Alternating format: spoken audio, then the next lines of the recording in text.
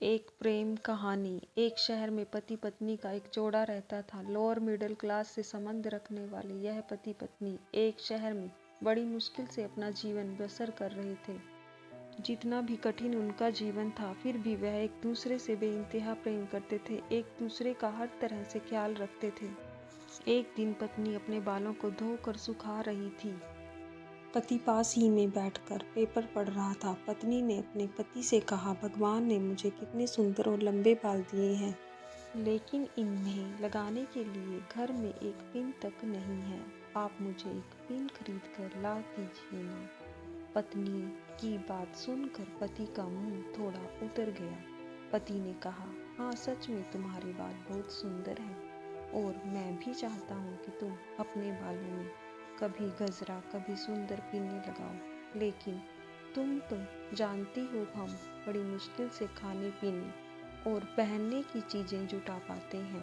देखो, मेरे घड़ी की बेल्ट पिछले 2 महीने से आधी टूट चुकी है, पर मैं इसे बदलवा भी नहीं पा रहा हूँ। लेकिन तुम निराश मत होना, मैं ज़रूर कुछ उपाय करके तुम्हारे लिए सुंदर पिन लेकर आऊँगा। आखिर तुम रोज रोज थोड़ी ही मुझसे कुछ मांगती हो।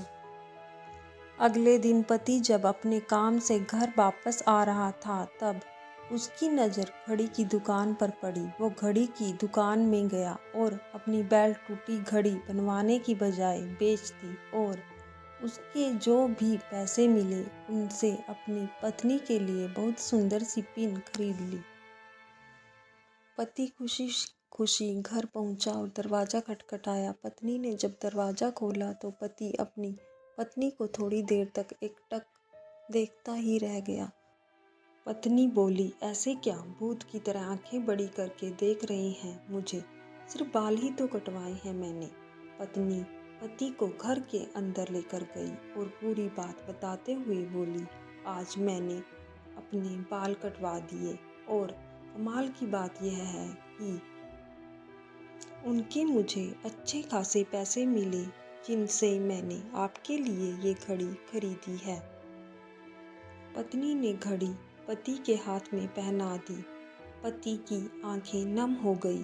पति ने भी सारी बात बताकर वो सुंदर पिन पत्नी के बालों में लगा दी, जिससे पत्नी का भी दिल भर आया और दोनों प्यार से एक दूसरे के गले लग गए।